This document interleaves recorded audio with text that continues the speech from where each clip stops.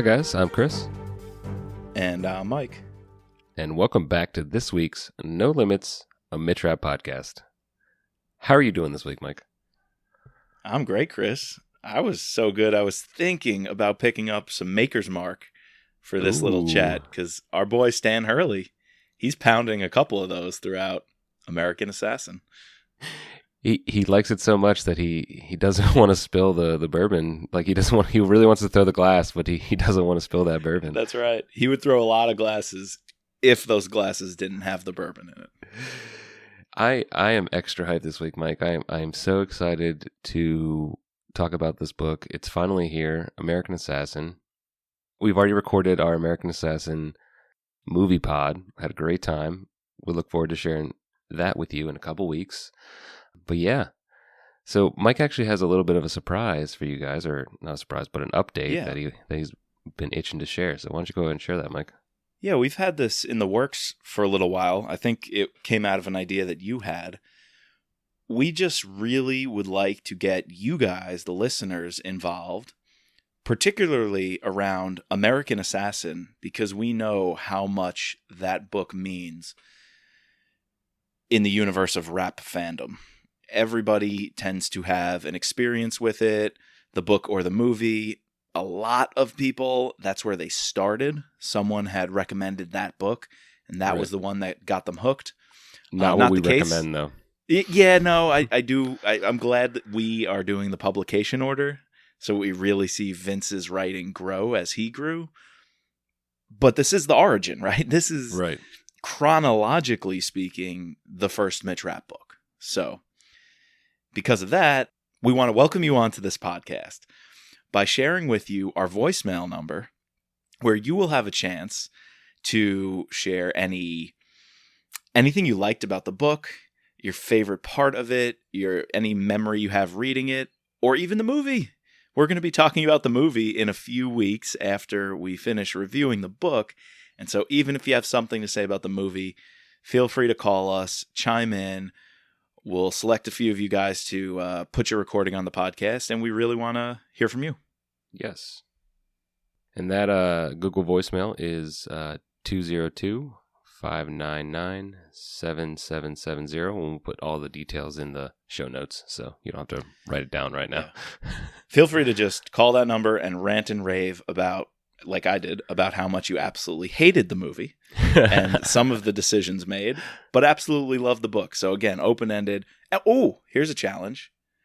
Bonus cred, and definitely a shout-out by name for sure if we get a limerick. Would love a limerick. If anybody writes a No Limits limerick or an American Assassin limerick, you are guaranteed a shout-out. And you know what? I'll go a step further, Chris. You are guaranteed a Mitch Rapp sticker in the mail. We will get it out to you. Patrons or not patrons. If you write us a limerick, boom, stickers baby. For everybody. Limericks for stickers. Nice. I like that. Little incentive. 202-599-7770. Try to get those in the next week or two so we could run it sometime towards the end of June. Nice. Too bad you can't pick the numbers. We can do 1-800 Mitch Rapp or something like that. Yeah, MITCHRAP. How many letters in it? There's 8. I don't know. I lost 8 numbers. count. 1, 2, 3. 7. There's 7. 3 plus 4. Anyway. Maybe we use a Minnesota zip code. That would have been good. That would have been St. good. Paul. You just mentioned this to me before we started recording, but another thing we need to enter into the Vince Flynn Memorial Museum. A pickle pizza. That's right, pickle pizza. Yeah, I saw that a few times on social media. The Flynn pizza from that restaurant that still makes the pizza Flynn would order. We gotta get this museum going. We can get a brochure from the restaurant with, signed by the owner, highlighting the Vince. With I think they call it the Vince. With a fake pizza in front of it. It's got the pickles. Yeah. Nice. Yeah. We can dehydrate a pizza and preserve it. You're a scientist. Some scientific method of preserving a real pizza in the museum. Yeah, I'll get right on that. Good stuff. You know what else is good stuff? The book we're covering today. Chris, tell us, what are we getting into on this pod? All right, the time is finally here. It's June, right? I think it's June. I don't know. I've It's June. lost all We are perception of time. 5 days into June as of recording. Yes, it is June, and we are doing American Assassin. So roughly from the beginning of the book to almost midway, and really, kicking it off by starting to talk about Mitch's origin. This is his origin story.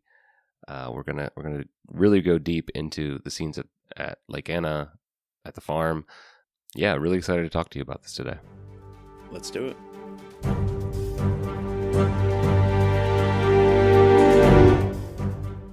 All right, so I'm the theme guy apparently, Right? And one of the interesting things that really jumped out to me from the first half of the book was this line that Mitch had, and of course, I'm not you, so I don't have the exact quote, but he's talking to Hurley, or I think he's talking to Hurley, or he's talking to Doc Lewis. Dr. Lewis. This is the that's what it is. interrogation with Doc Lewis. Yes. And Dr. Lewis asks him, like, why are you here? Is it revenge? And Mitch says, no, not revenge, retribution. Which, those two words are pretty kind of equal, but they have a different spin. So my theme for this episode is retribution, not revenge.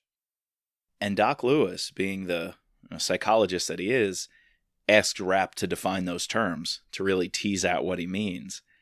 And I think Rapp gives a really leveled response of revenge is not calculated. It's raw, it happens. Visceral. It's raw. And the thing he gives is, I would feel bad, or I think you're crazy if you stay up all night thinking about killing a man because he stole $20 from you. Or, he broke into your car and took some CDs or whatever. Remember, this is the early 2000s. Right. Well, actually, this no, book, 1989 is the setting. This book does a really good job of setting you in that time frame, which is kind of cool. So they take your cassettes or your 8 tracks. But anyway, he says, you'd be crazy if you want revenge on that guy and you stay up thinking about him. But someone who deserves retribution, it's morally justified if you go after them and they deserve to die. And Rapp defines that as someone who is a terrorist and takes innocent lives. And so a little difference there between retribution and revenge. One he feels is morally justified, and the other one is just kind of a reaction based on emotion. And the doc kind of goes back and tells Kennedy and Stansfield, like, I think this guy meets your profile. Right. Yeah. And meets the profile of what they called the third objective. I like that conversation, Kennedy and Hurley. And Kennedy's like, Stan, you're recruiting all these military guys. Sure, they can kick ass, but they're going to stand out like a sore thumb if they try to go undercover in the Middle East or anywhere for being, brutes. And the third objective is get a really pinpointed, tip of the spear, deep undercover operative who can get in places and just be an assassin. They want a psychological profile, while Hurley really wants more of a physical profile. And that's why the team of Doc Lewis, Kennedy, Hurley, and Stansfield all working together is really going to shape Rapp into who he is. Yep. You're right about quotes, though, because I got quite a few today for you. Yes, you do. I quote a lot and highlight as I'm reading. It's a sign of a good book. Sometimes it means I'm bored and I'm just like, this book is not really doing it for me, so I gotta dig for things and find them. But sometimes I'm just highlighting at will because I'm loving it. Every line is just crushing it for me. And that was me on American Assassin, just highlighting everything because the writing was so awesome, so over the top. And it started with the dedication. We get a nice dedication here, which is something very familiar to most of us Rapp fans. Yes. And it goes, to the victims of Pan Am Lockerbie terrorist attack and their families. It's fitting. That's who deserves this book. Yeah, and to me, we've gotten that little 1 paragraph or 2-page description of this attack, right? From the very beginning. I even think that we see this in Transfer of Power, right? I think so, yeah. Where we get maybe a couple pages, a couple paragraphs, discussing his backstory. And you can see that Vince obviously had this idea from the very beginning, wanted to pay tribute to, not pay tribute to this attack, but pay tribute to the victims of this attack. Victims. And decides to craft Mitch's drive from the very beginning, out of this attack, right? These terrorists take his loved one, his high school sweetheart away from him, and that drives him. And obviously he's, and there's another conversation where it's like, I miss my father. Like I miss her. It's not just missing the people who I've lost. It's like they took away something that he can never get back. And for Vince to dedicate this to them is saying a lot. And what also is interesting about this, right, is that Kyle, who ends up taking over for Vince, his dad was one of the first Americans on scene to investigate this. Like it's a crazy how small world everything is, Right. And that's the titular event that sets Mitch off into who he becomes, right? You know what's interesting though, and this is kind of meta. I was thinking about it when I was reading. Most of us assumed going into this book, we knew about the Lockerbie attack and we knew that was Rapp's motivation, but it's barely mentioned until I think it's about chapter 20, where Vince gives that full story. And so he's even thinking of new readers, maybe years later, who this is going to be their first Rapp book, and he's not spilling the beans to them right away. Right. There's a line, I think, in chapter 1. There's a line in chapter 1 that says, he lost someone very dear to him. I don't even think it says his high school sweetheart and all this. And then in chapter 14, Doc Lewis says, do you miss her? And it sets Rapp off. And then it's not until I think 20 or so where Vince gives the whole backstory of who Maureen was. And for some reason, my Kindle version said Mary. Did yours call her Mary? George Waddell said Mary too. It maybe was just a nickname, but all the other books, I feel like it was always Maureen, never Mary. That actually came up to me before. Or have we been calling her Maureen and it's actually Mary? I don't know. We need to get IT on this. Yeah, why was that? I don't know. Maybe Vince just decided to change it. Maybe because I had the Kindle version. You had the audiobook version. I wonder, I didn't even look at what the print one has. I'm almost positive, at least in Transfer Power, was Maureen. Oh, no, it's definitely Maureen in all the other books. That's why this caught me off guard. Similarly, Mitch is, or I think later in the second half, so I won't get into it, he uses an alias, and his alias is Mike Cruz. Right, Mike Cruz. He always uses Mitch Cruz. He always uses Mitch Cruz, so maybe that was him just changing it up a little bit, using a different alias with the same last name. Anyway. Yeah. Oh, what's in a name? Speaking of names, another friend of the podcast who we just spoke to last week, Rob Richer, he gets a shout out in the acknowledgments in the front of the book. So to my friend Rob Richer, who helped give me the flavor of Beirut in the early 90s. And then at last to you, the reader. So we get a shout out too. Nice.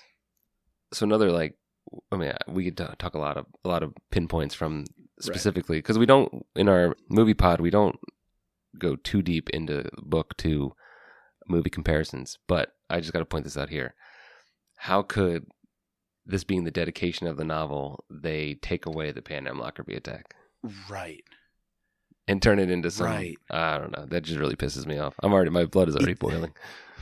The Pan Am Lockerbie attack is so central to Mitch's being, to his character, to his essence. And I feel like that automatically, by stripping that from the movie, and yes, I know you need to make certain adjustments for a movie. I understand the visual storytelling is very different. But to strip something so essential to the main, to our hero, I almost said our love of our life, but that wouldn't have gone over with Rosie and Caroline. Sometimes, every once in a while, every night when I curl up with Mitch, and on a Kindle, on the screen. Anyway, it's getting weird. Yeah, how do you take that away from him when you portray him on screen? I feel like that's just a big loss. So, yeah, our movie ranting a few weeks from now.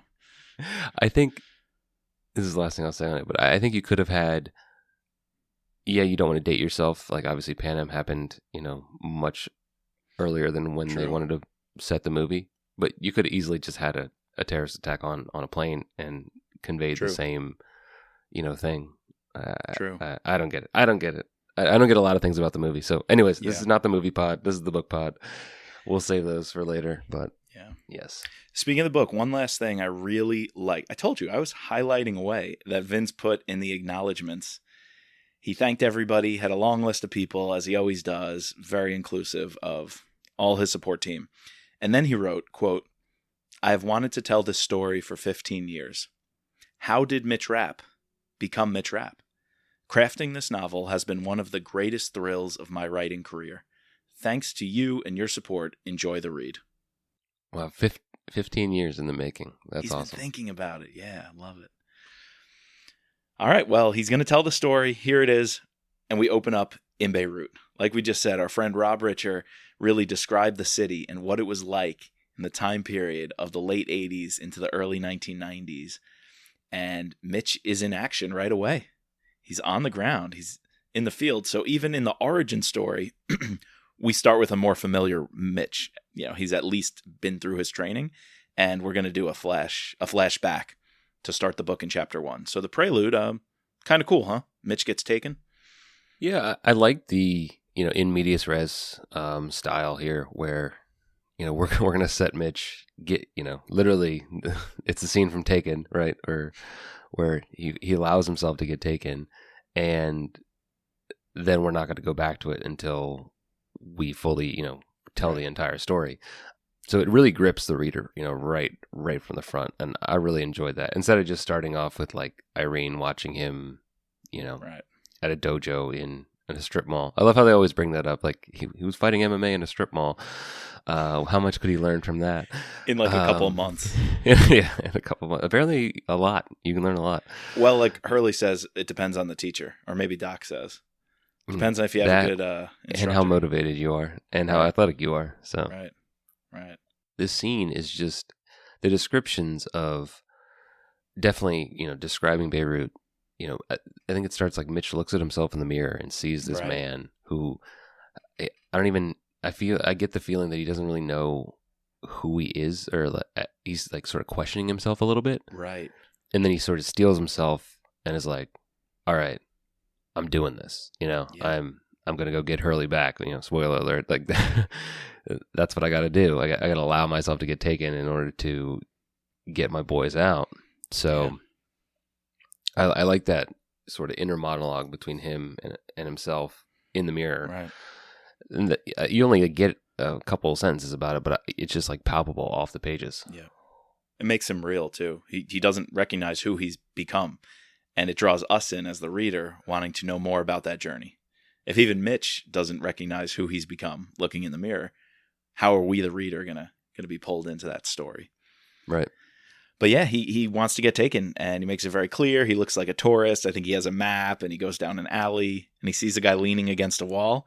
He's like, I bet that guy's going to spring off that wall quicker than you expect. And the guy jumps out with a nightstick. But you're right.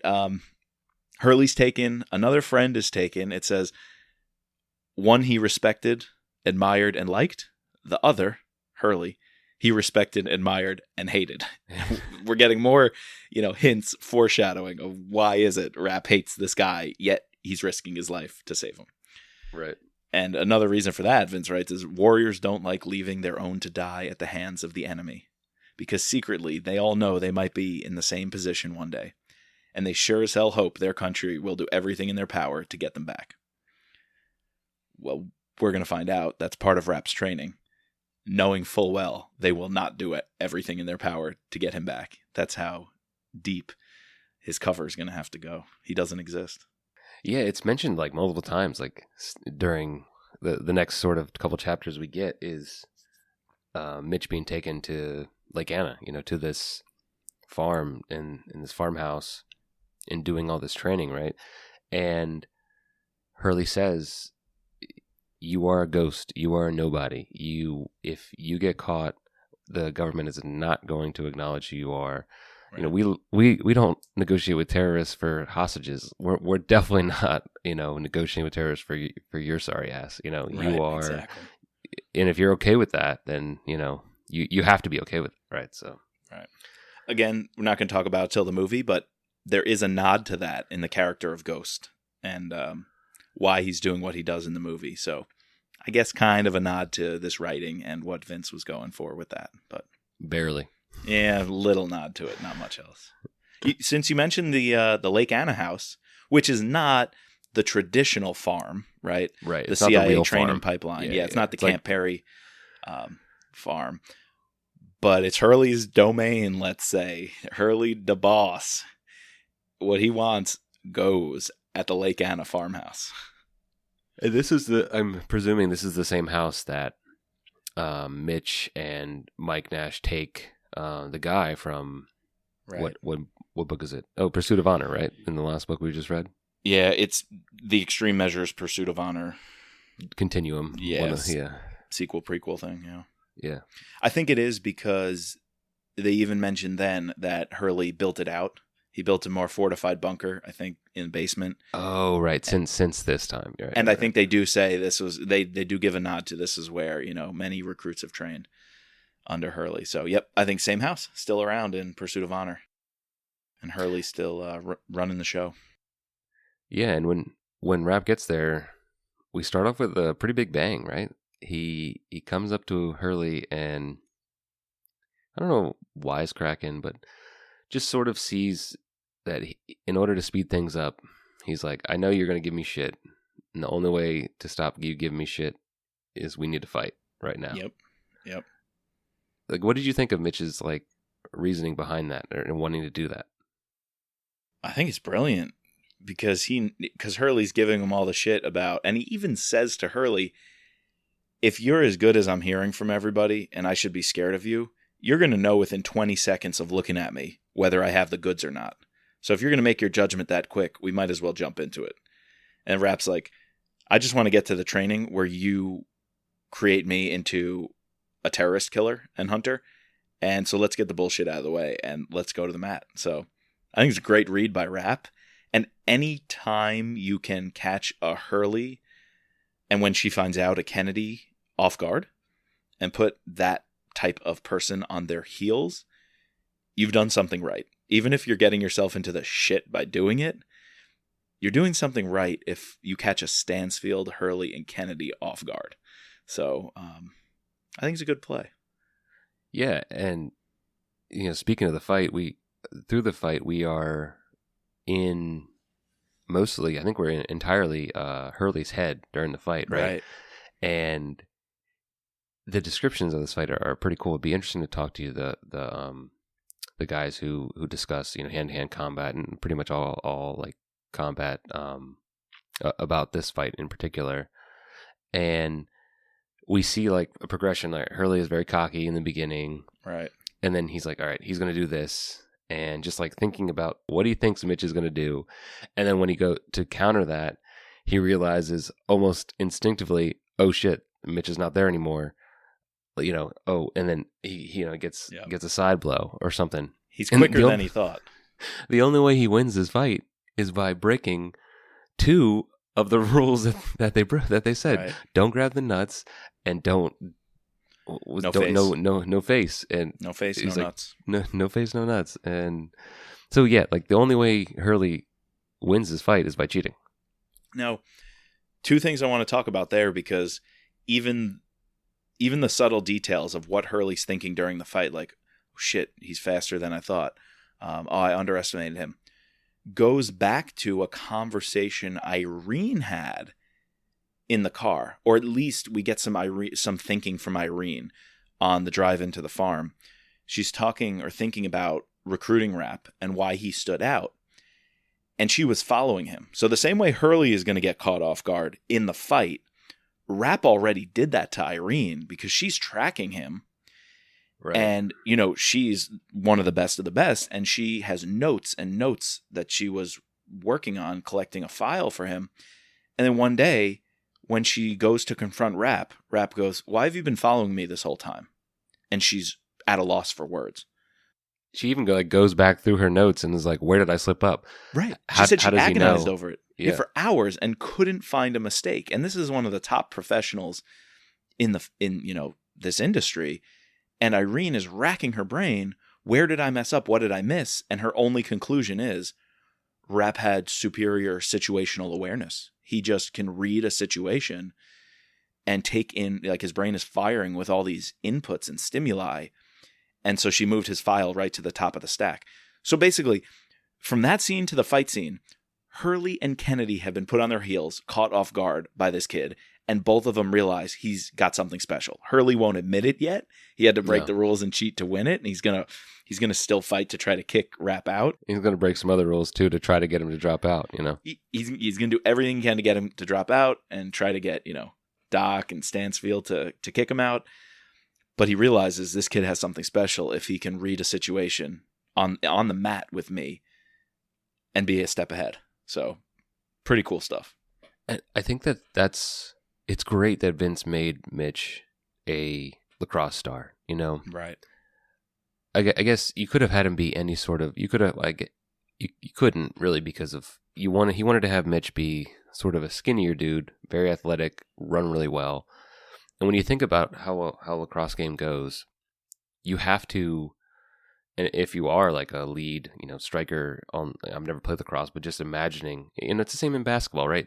The best point guards, right? I'd imagine like Mitch would be a very good point guard, right? Where he could like read the entire floor, or on lacrosse pitch, read the entire pitch, see where all his men are, make the proper passes, and that's why he has this attuned, hypersensitive situational awareness, and then also all of the physical characteristics of, and I love when he's going through the training and he's like, I could run fast. I could, yes. We're running like a 6-minute clip. I could do like a 5-minute clip, but I don't want to, outshine. There's certain things you show you're the front of the class. There's other things where you're just being an asshole. Yeah. So. That too is just Rapp calculating as a very calculating 23-year-old kid. He's looking at these other guys with much more experience in terms of military training. And even on the obstacle course, he's doing the same thing. He pretends to be more winded than he is at the end, knowing that might have an advantage. If other people underestimate him one day, it can help give him the upper hand. Like, that's some top-level spy shit. And he just intuits that, as a 23-year-old kid. And then also on the obstacle course, he's trying to get in line. I was going to say that. He places himself in a certain position, hoping that he can actually, because he hasn't run this course, whereas the other guys have been there for a couple of days. He placed him like fourth in line, him thinking that he'll be able to see at least 2 people go all the way through it. Unfortunately, because they go off like so quickly, he can only see like part of it. But yeah, like he has that situational awareness to place himself in a like, I don't know. I'm not Mitch Rapp, so if I was put in that situation, I don't know where I would go. I would just get in line, I just cower in the back of the line. Right. I try to go to the back, just like to be. It's like one of the most horrifying experiences ever from PE class when they made us do the pull-ups in front of everybody. Oh yeah, that they shouldn't do that. That was they put everybody crisscross applesauce. I wouldn't say Indian style cross-legged because it's not allowed anymore. But everyone's sitting on the floor in the gym, looking at the pull-up bar, and they call your name. And me, the fat-ass kid who always got excused for asthma has to go up. I basically, every year, would just go, touch the bar, sit down. I wouldn't even try. Because what am I going to do? Spend 10 seconds? Can't pull up. No, just touch the bar, sit down. They were forced to have 4 guys lift me up so I could, actually lift me up and then put me down. I love that. Teamwork. That's a good message. What's the point of that? What's the point of that? I couldn't do one. I was so fat, I couldn't do one. I remember the mile. Oh, I hated the mile. Yeah, me too. Oh my God. Every year I would always cheat at the mile. Note. I would always cheat at the mile. Oh, I'd always be cutting corners. I wanted to be sick on that day. I just wanted to make any excuse to stay home on the mile day. We didn't have a track, so we ran around the parking lot, and same. Apparently my coach had drove it in her car and figured out that it was roughly 10 laps was a mile. And so it's easy to track when you're doing 4 miles. All right, did this kid actually do 4 miles? But when it's 10, you have 30 some kids. So you just had to put up your fingers. How many you doing? Roughly around 7. Around 7, I would skip to 9 or 6. I would skip to 8 or something like that. Oh man, that's good stuff. I wish I could go back and do the mile now because I would crush my mile time. You're the runner now. That's right. I'm not a real runner. I can't do a 5-minute clip like Mitch Rapp, but I could at least break 8, I think. Which is, people listen to this pod and they're 8. That's not fast at all. I used to be 330 pounds. Right. Yeah. And There I used to couldn't be run, two so- Chris's. There used to And be now- two Chris's, There and used I to shed be two one of Chris's. them. Yeah, you did. You're a whole Chris down. So, Oh, that's funny. You notice, though, we've been at the farm for quite a while. What do you think? Because I think this is a bit out of character. It's a different style Vince is taking by leaving us for 8 chapters in a row. Chapters 1 through 8, we're all in the same scene. We're with Mitch. We're with Hurley. We're learning about the training. The fight goes down. We didn't even cut or jump to the B plot or the terrorist plot yet. I like that. I think that makes this scene a hallmark. And I think chapters 1 through 8 in American Assassin might just be definitely in my top 2 or 3 scenes ever in all Mitch Rapp. From Kennedy dropping him off to the fight and the training. I love that we don't cut scene and jump to something else in the middle of it. Makes it memorable. yeah, I think it just goes to show how important Vince thought this was, that no other story plot needed to, it's gripping enough. People really want to just read this. Let's not distract them with any other information. Right. This is so important to his development and really becoming, you're seeing for the first time, Mitch becoming Mitch. So yeah, no, I love the fact that we don't, because that's one of the things sometimes I don't like, because I just want to keep staying with one character or one story plot. I want to know, and I don't care about going back to. We get a little bit later on where, we're going over to the Syrian guy who he goes over to Russia, and it's like I don't really care about that yet. Like, give me back with Hurley and Rapp when they're in Germany, Right. Like, so true. So, but yeah, I just think it shows how important Vince thought this whole section was. Also, I think sometimes that's required to build the hype and the tension. I think of like Memorial Day. In the back of our minds, we're thinking, who is that terrorist who just took that boat through the Florida Keys and landed in a swamp? Who are these terrorists and what are they doing training in South America, in whichever one that was.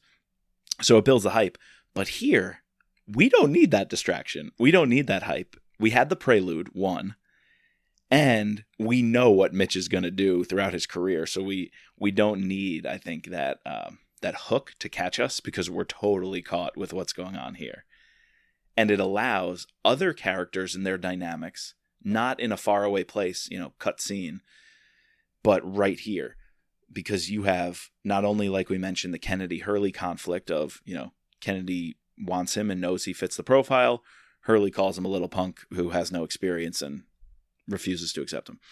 Then you get Victor, who Rapp is onto something. Why is this loudmouth recruit, who's also slower than all of us, never getting yelled at by the instructors? And someone who would stand out in a crowd. He would stand out in a crowd. His neck looks like a thigh muscle, like it looks like a leg. And Rapp's like, they would never be able to. That guy does not fit the description of this job. And Rapp is already thinking, I'm going to have to eliminate him because he's getting special treatment and there's something deeper here, which I don't know what it is. Later on, he does conclude he's an instructor. Right. Yeah.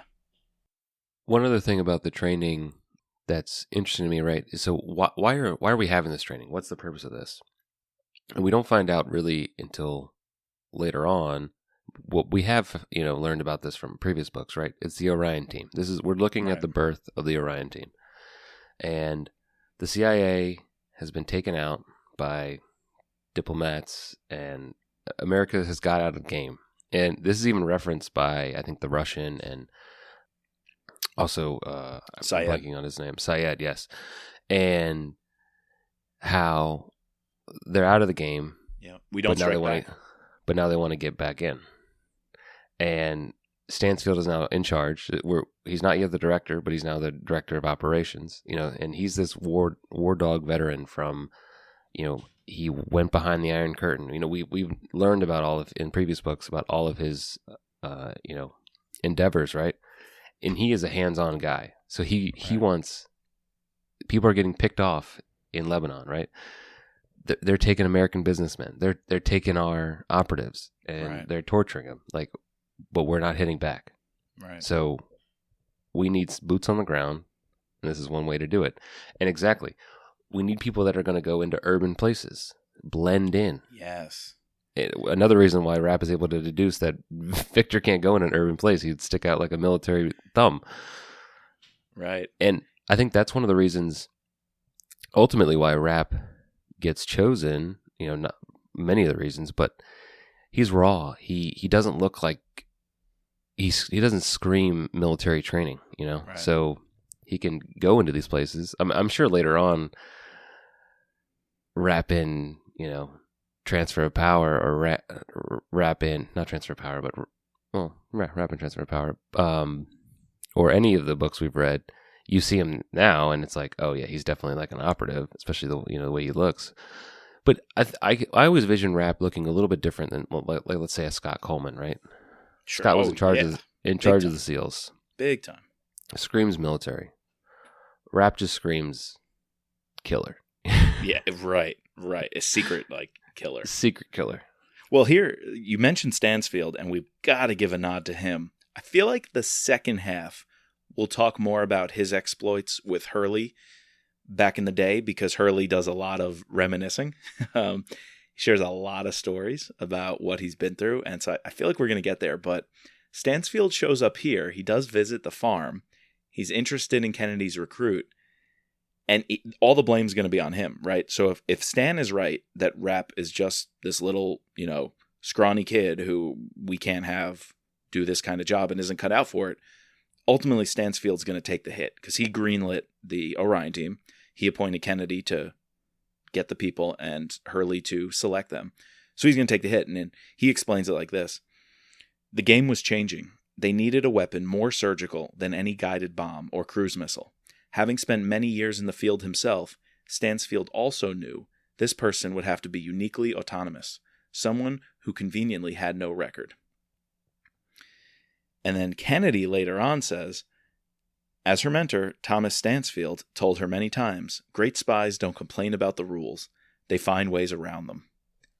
And that goes to both the Victor and the fight with Hurley.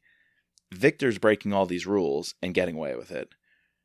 Hurley breaks the rules in the fight, grabs Rapp's nuts, seems to get away with it. And so Rapp's starting to put together this picture that this training all about discipline and whatnot is bullshit. This training's not about discipline. This training's about doing whatever it takes. And that third objective that they're trying to get with the Orion team is not, symmetrical warfare. We hit them like they hit us, or just retribution. They did this to us. We do a little thing like this. We hit some, arms depots. No. This training is about breaking the rules, doing whatever it takes for our definition of justice. Retribution, as Vince is going to explain to the doc, retribution. They're going to find ways around the rules because that's all that matters. And Rapp's getting this as part of his education by watching Hurley break rules, watching Victor break rules. And Rapp says enough is enough and decides to break Victor's arm. Love that fight scene. Another fight scene. Towards the end of their training. I mentioned Doc Lewis a lot. We got to talk about him, no? Yes, we get a little backstory on him as well. He's former military. I think it's also mentioned that he looks very, powerful. Not. At first, I was thinking of Doc Lewis. I guess when we first meet him in one of the earlier books, I always envisioned him as like, I don't know, your typical psychiatrist. Right. But here he's, he rides a motorcycle. Yeah, flowing blonde locks. He a little bit of a badass, but he's also like cultured. He likes good wine. He likes good food. He can cook. He's an interesting character. I would love to see like we haven't seen much more of him, after this one, maybe Killshot. I would love like a Dr. Lewis book. You could do a lot with that, especially because he mentions that he talks to, some senators, but a lot of like senators' wives, and you could do a lot with that character. So yeah, Doc Lewis, very integral part in really like assessing that Mitch is the guy, and that Hurley needs to get over whatever he has, right? Problems with Mitch, and see that sure we miss the fact that he can fight, but the better thing that we should take from that is that it took him 6 months to do something like that, and he's a really good listener, or not listener, but a really good learner. You know, if you teach him something, he will learn it and he will perfect it and he will make it better. Even with the shooting scene, right? Mitch knew that going into it, he was most likely going to be going up against people who are better shots than him. Clearly, you're going against like some Navy SEALs, some Marine, sniper people, but I think one of the sergeants who decides to stay back and give him some pointers. Like by the end of their third clip, Mitch, has most of the shots within like a concentric circle, right. And the sergeant says, "You're coachable, kid. That's good." Yeah, quick learner. And I think even by the time we get to the Hamburg scene, the operation, which is, I think, only like 6 more months in the future, or maybe 8 more months in the future, Hurley says, "You're not as good as me, kid, but you're still pretty good." Like within 8 months, like Hurley's calling him good. So obviously he's becoming really good with the gun, which we know he's going to be great with the gun. I just think back to that scene in Extreme Measures where it's like less than 30 seconds. He takes out 5 guys, right? Or 6 guys. Right. So, and he learned that. Oh, and the scene in right Transfer here. of Power where he's like going through the like, look at him now. Right. Barely could hold a gun. Not barely hold a gun, but like barely. Most of it was in the vicinity of the body. He couldn't really shoot. Yeah. No, to placing shots exactly where he wants them. Right. He progresses a lot in that front. Yeah, absolutely. I mean, that just speaks to Hurley and his trainers and the team he put together. The only thing in the way of Hurley being successful with starting the Orion team is his own ego. And Kennedy and Doc Lewis are just chipping away at Hurley, saying, like, we know he can't shoot.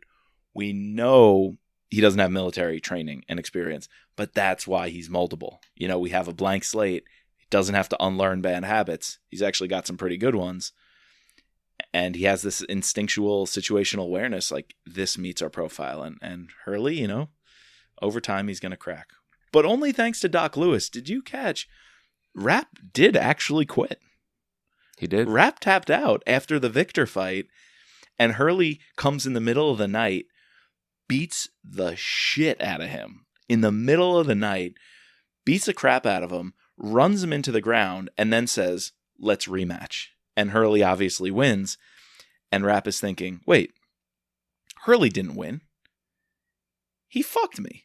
He woke me up at 4 a.m., beat the crap out of me, beat the daylights out of me, made me run and train the whole day, then fought me in the afternoon. Like, that's not an even footing. And so Rapp's sick of it. Hurley's telling him, we want to throw you out because you broke Victor's arm. He's one of our friends. He doesn't tell him he's one of the instructors, but Rapp pretty much knows by now. And Rapp says, it's all bullshit then. If you guys break the rules, but I can't break the rules, and you're training me to do a job that requires us all to break the rules and figure this shit out, and you don't recognize that I'm doing that, I'm done with it. He starts walking away. He literally says, I quit. And Doc Lewis says, you're ready. You're ready. Don't leave. I will actually promise you that we'll get to the real training. We'll teach you how to be an assassin. You're even going to learn our names. And Doc Lewis convinces him to stay and says, we're taking you to the next level of your training. And that actually causes him to graduate, if you will. Yeah, it's like Mitch unlocks the purpose of the first couple days. He realizes what the situation is and that this is not boot camp. This is not basic, No, it's something different. Yep. He even says to Doc Lewis, hopefully you're going to turn me into a weapon, a killer. And the doc says, so if it comes to it, you'd have no problem taking another man's life? Well, that depends. On what? Who the guy is, and more important, what he's guilty of. And that's when Doc Lewis says, you're ready, kid. And Rapp explains his theory on retribution and how that does square with his Catholic, dogma. And the doc even tries to corner him and say, hey, but you're a Christian. That won't really, go well with your Lord and Savior's teaching of forgiveness and turn the other cheek. And Rapp goes, bullshit. I hate when people do selective theology. And Doc's like, what are you talking about? He goes, you just picked a New Testament line that people love to throw around for one purpose. Let's look at the text as a whole. And he throws some Old Testament quotes at him and says, see, retribution's also in the Bible. And so now Doc Lewis is like, there's a whole nother psychological thing going on, but we need this dude, out in the field. Right. It really shows Mitch's mental capacity. Maybe he could be a grad student at Brown studying theology. No. Do not go there. Do not go there. Do not. Another fail from the movie. Anyways, the American Assassin movie. Yeah. I mean, that. You know what that reminded me though, when he's going back and forth with Doc Lewis, and even the Doc is surprised of Rapp's mental gymnastics, that he's already in his mind kind of figured this all out and the way he sees the world. That reminds me of the committee rooms. All the times Mitch is in a committee room and he's thinking a step ahead of the argument of the politicians and the senators. The way he's doing that and outmaneuvering Doc Lewis in his conversations, to me, shows how he's going to grow and be able to do that with the highest levels on Capitol Hill and in the executive branch, and still outmaneuver, outreason, and outargue them. And also in terms of when he's doing interrogation, right. In the various forms that we see him trying to gain information from, anyone, whether it be a terrorist or someone who's implicated, we just see that he has this capacity to outthink and think quickly in order to get what he wants out of his subject, or manipulate the subject by, because he'll throw some similar things that he was talking about religion with the Doc, with the religion in terms of the terrorists. He'll do that with the terrorists. He'll do the same thing. We've seen it, it's great. And I guess that's one of the benefits of writing this origin story. What book is this? 15, right? Or 15 years after the first book comes out. So you can really show how Mitch has had these same inclinations, these same attributes from the very beginning that we've seen throughout the other books. Right. That's the farm, man. I love it. That is some memorable writing, amazing dynamics between characters. Gripping stuff from Vince. 15 years to think of and plot out and plan the story, and boy did he deliver. He was just ready for it. Anything else you wanted to cover from the farm area, or should we jump into what's going on in Beirut? Because we do have the terrorists plotting. Yes. We do have a lot going on there. Right. Which later on is where Rapp's going to get captured. So we know Beirut is going to play a role with Rapp coming at some point. Yeah, so Rapp, quote unquote, graduates, right? Gets his 6 months of training, and I guess his timetable has stepped up because of what's going on in Beirut, right? They've taken a couple businessmen. They've even captured a couple CIA operatives who, one Stansfield did not want to send in, and another that just got taken. And so Rapp's ready to be unleashed. And so we meet this group. A lot of different players, right? We have someone who's in charge of intelligence for Syria. We have another head of fatwa. We have an Iranian guy, a Palestinian guy, right? We have a sort of a who's who of what's going on with the underground underworld of Lebanon, and this is going to be the main story that sort of takes over the second half of the book. Right. And it's less about we have to go get our guys back. Rapp's not being trained to go get some guys back. He's being trained to show the enemy we're willing to hit back. And you can't do this to us and get away with it, and to keep him in check. So, yeah, they got our guys. We're ready to send the Orion team after him. And so here's what I love. You mentioned it. This team that's assembled in Beirut, because I have heard this criticism, and I think it's very legit, of some, not just thrillers, but some elements of Western media, right? Movies, TV, books. It's always the big bad Arab terrorist. And that is the description. That is the essence of the character. Bad guy, evil, and Arab. Well, Vince does not do that at all. He does not tell a single story about the villains. Instead, he gets at a deeper and real world dynamic, and even jumps into the internal divisions of these groups of terrorists, where you said, there's a Syrian intelligence officer running the show in Lebanon, which was absolutely true. Damascus was like the one pulling the strings. But then again, the Iranians are on the ground. There's a Quds Force commander, Colonel Jalil, which shows the Shiites are playing a role in Lebanese politics, which is Hezbollah. They were literally funding a proxy terrorist group to do their dirty work in the Israel Palestinian territory, Lebanon region. So the Iranians were really pulling the strings. And then finally, there's this guy from Fatah, the Palestinian organization of basically refugees across the border from Israel, and they're looked down upon. So to me, there's not a single story of like all people from the Middle East are like this. He's really showing these divisions. And Sayed, even at one time, who's the Syrian, he says they look down on the Palestinians like trash. He's like, Fatah is just a bunch of thugs. The only thing we'll use Palestinians for is as a buffer from the Jews or as cannon fodder against the Christian militias. Like, these guys have divisions based on their ethnicities. And Vince really gets at that. And I think a city like Beirut in the late 80s and the 90s, these power players were not just Lebanese or Palestinian. There were Iranians pulling the strings. There were the Syrians, involved. And I think it's really important that Vince has those characters and represents those perspectives instead of just making, there's an Arab terrorist. Right. I think that's important. He captures like what's actually going on over there. Right. And it gives more context to, this is not just some made up story of, some guy from Saudi Arabia or some guy from Kuwait, some guy from Iraq has a WMD and wants to take us out, whatever. It's getting at, all right, this is what's actually going on. This is why we need to assemble the Orion team. This is what they're doing. Yes, it's fictionalized, but you could see something like this actually happening. And we're placing Mitch in this real story. Right. Speaking of the real story, we're going to have a guest in a few weeks as well, who quite literally wrote the book on Beirut. I reached out to Fred Burton, one of our followers on social media, someone we've been listening to, and he was also on Jack Carr's Danger Close podcast, talking about his career in intelligence, and he even wrote a book, Beirut Rules, which is all about this time period, from the kidnapping of our station chief, William F. Buckley, to the Civil War in Lebanon, to Reagan sending in the Marines.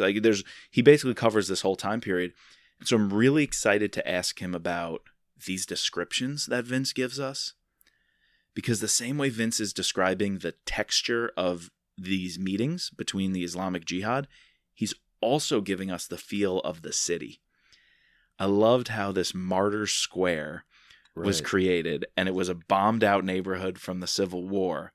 And you had the Maronite Christian militias claiming land, basically taking over bombed out apartment buildings just to gain another inch of territory. So then the Shiites would move in and they would take a few buildings on the other half of the square. They'd have fully armed weapons and armaments pointed right at each other, but it's a ceasefire. So even during a ceasefire in the Civil War, the Shiites are outmaneuvering, because this is really a majority Sunni area, who for a while during the ceasefire were actually quite peaceful in a time of détente with the Christians, the Druze, and all the other minority groups living in the region. And Iran decides to get in, right? And send in kind of Islamic Hezbollah and other people to prop up Islamic Jihad. And it's like the people on the ground did not want that. They were the ones stirring the pot, even in a time of peace. And I love the tension that Vince is building just by looking at the city of Beirut and who's taking which buildings and which areas. And there's this green line. It's like a scar across the city, a no man's land. And they're slowly inching closer and closer. The Christian militias on one side, the Shiite armies of Islamic Jihad on the other. And I just love that kind of writing. So we're going to talk to Fred Burton about how realistic that is and what Vince captured about this time period in a really, really fascinating part of history. Yeah, and I love this other description of how I think either one of the drivers like makes a movement or changes how he drives or like ducks under something, and he realizes, oh, sorry, it's a force of habit. Like I don't need to do that anymore because it's a ceasefire. But because they're in this area that, normally in the past you wouldn't cross or you wouldn't dare be driving through it. But this tension is still in them because it's so raw. It's so, fresh that they would have this in there. Those little touches just add right. way more nuance to the story than, right. Just describing some generic scene, right? And Rob told us last week, who was station chief in many places throughout the region and later chief of Near East Division at the CIA. He said Vince gets that right and takes our stories and makes them real. Like the story about dogs, how Rapp is always a little uneasy with dogs. That was Rob in Yemen shooting at wild dogs, attacking him. And we get a lot of that here. Right. We'll bring Fred on to say again how Vince, knocked this out of the park, describing the tensions of Beirut. All right. So the next thing that we get is Rapp going on his first mission. First kill. And getting his first kill, right?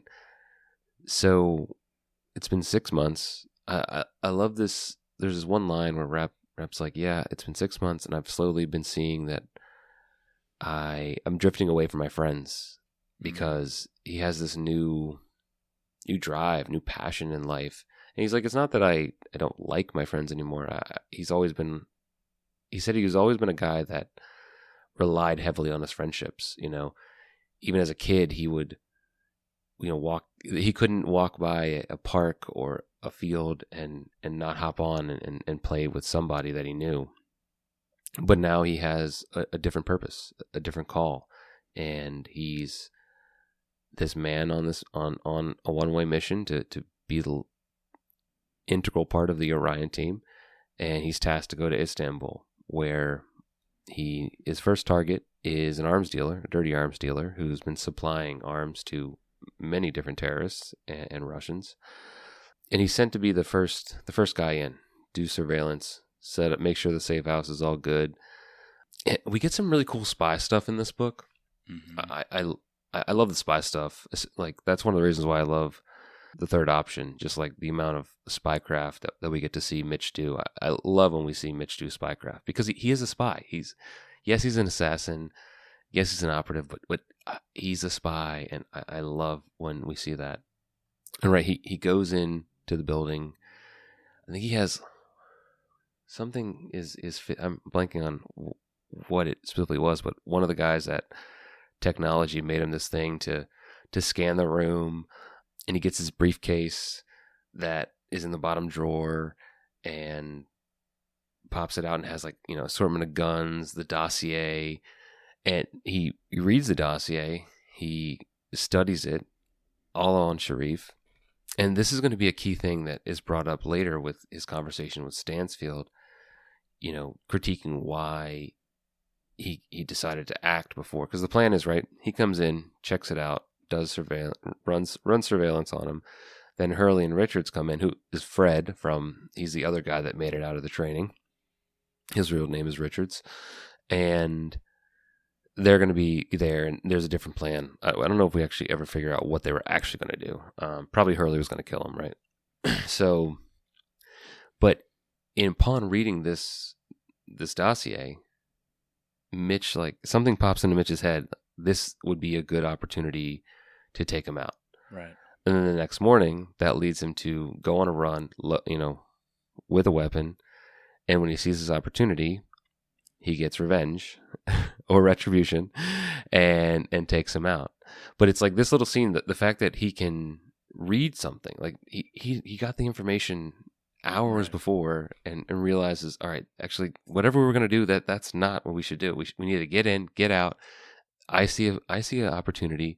Yes, he probably shouldn't have sat next to him, but still, that's what Stansfield sees in him. And that's why Stansfield decides to stick with him. The fact, it's not like he read it a week ago and he was planning this whole thing out. It's like, before I go to bed, I'm thinking about it, and then boom, I make the call to action right there. And I think everyone agrees that was a good call to do that. Yeah. His antics, maybe not, but that report plays a really important role because you're right. Rapp reads it and figures out there's an opportunity here. So he has that situational awareness and can visualize what's going on and the right time to act, even through the written word, right? Reading a report, and in his mind, he can formulate that plan and pick it apart and find, oh, this guy has a routine where he walks the dog, same time every week. He sits on this bench in the park, which kind of reminded me of Louis Gould. Louis Gould in Consent to Kill, planning in the park. And he's like, it's just too easy. I could follow someone into the park, know where all the security cameras are, pop them, get out, make it clean. And I feel like Rapp Put some balloons up. he put the balloons up, block the cameras. Rapp instinctually sees that. Park, bench, routine. He walks this way every day. I don't know if there's a parallel at all between the two, but in my mind, that helps me see that Vince is saying, remember that guy Louis Gould who nearly and should have killed Rapp? Rapp is going to be even better than him because Rapp can do this as a 23-year-old kid with, 6 to 8 months of training. Right. And we're seeing that same kind of thinking and expertise and follow through, even though he's going to get reamed out for it. Hurley's like, kick him out. He broke protocol. Kennedy's a little like, oh shit, Mitch, like this is your first time out in the field and he went for it. And then Stansfield even talks to them about it. And there's another cool detail about the report because Rapp is talking to Stansfield and says, and the British supplied us all the intelligence on Sharif when I was in Istanbul. And Stansfield's like, who told you that? And he goes, no one told me that, but I know it from the report. Stansfield's like, what the fuck? The report didn't say the Brits. Rapp just read the sentence structure and the cadence of the language and how it was in the syntax and knew this was not an American writer. Like, this dude's good. He's really good. Like, this kid's a 23-year-old out of college. He's a prodigy. And has never, it's not like he's been in the service for years. He's fresh. And the fact that he's able to pick up on these little minute details, it's amazing. And you really see how skilled he is. Now, here's something, though, because we're going to come full circle with this. Retribution, not revenge.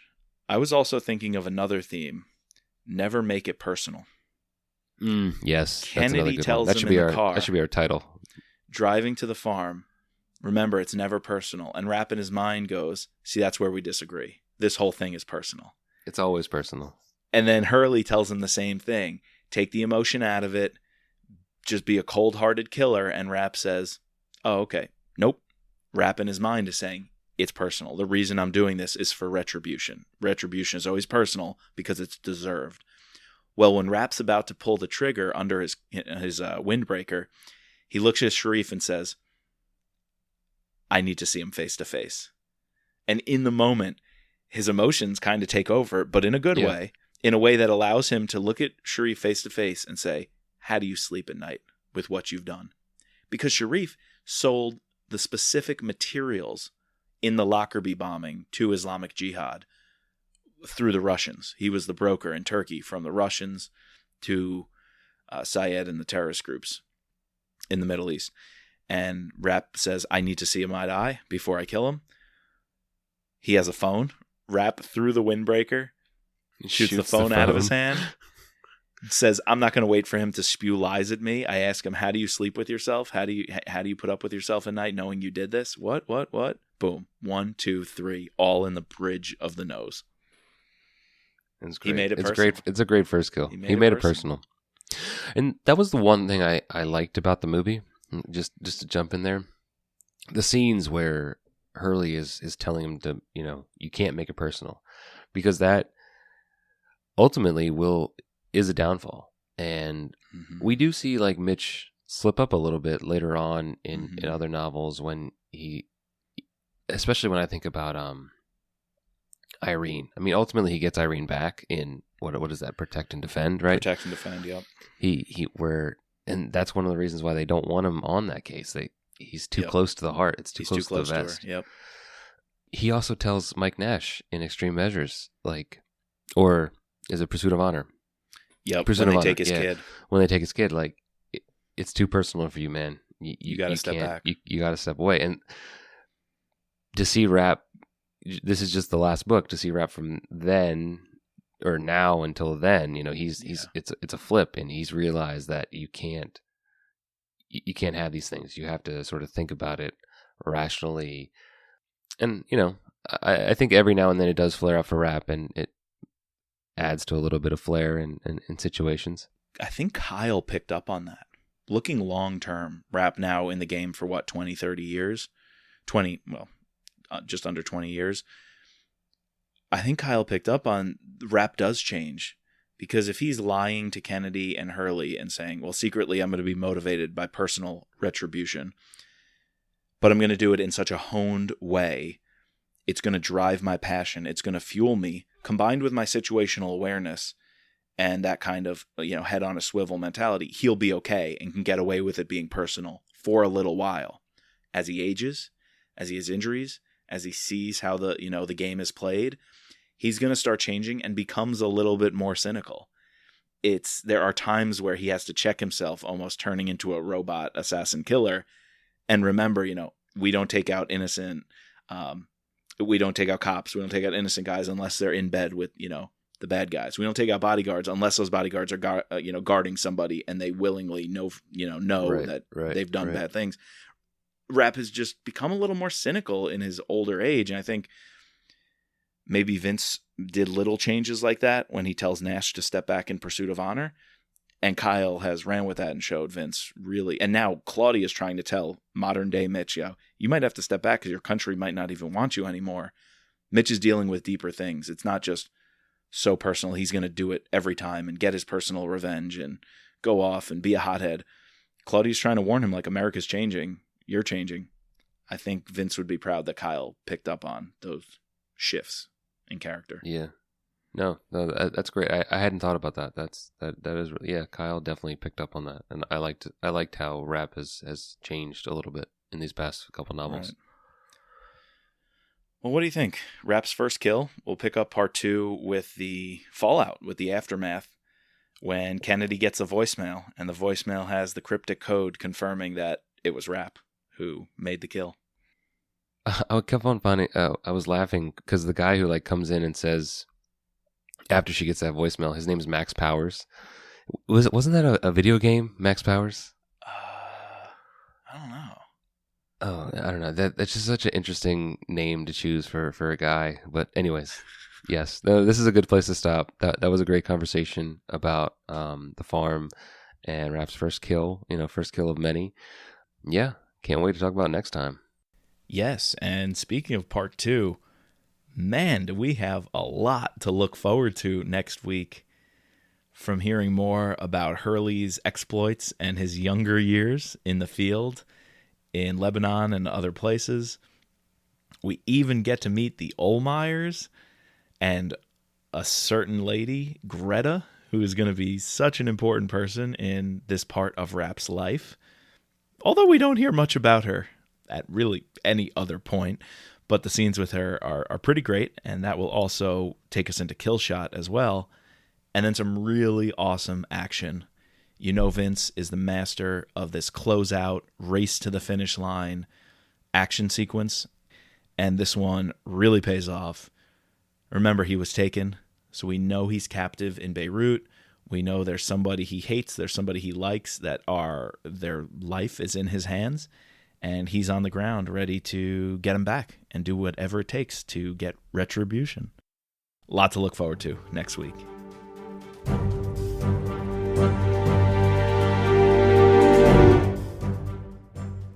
All right, so next time, when you hear from us, we will be discussing the rest of this book, American Assassin Part 2.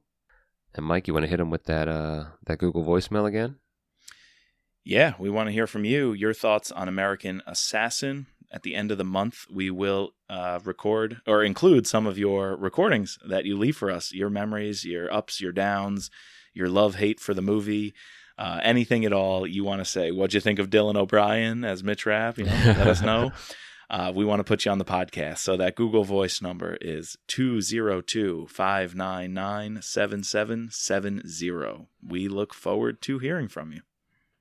Yes. And if you just want to say hi, Go for talk it. about anything, just go for it. So love to Cool. hear from you guys. Yeah, just even say, hey, don't run this. I just wanted to let you know something. Feel free. Yeah. And there's always mitchrappod@gmail.com. You can always hit us up, reach out, mitchrappod@gmail.com. Yep. Again, we can't thank them enough, our patrons, including our special operator, Sherry F., our special agents, George, Matt, Dawn, Dennis, Peggy, Catherine, Ray, Bridget, Jeff, and Mark.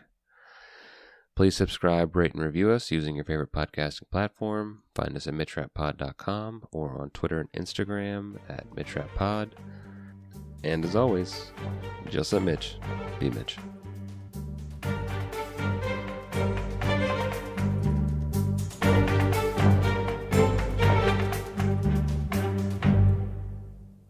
Just a disclaimer, this podcast is not affiliated with Vince Flynn, Kyle Mills, or Simon & Schuster, but thank you to them for bringing us the wonderful world of rap.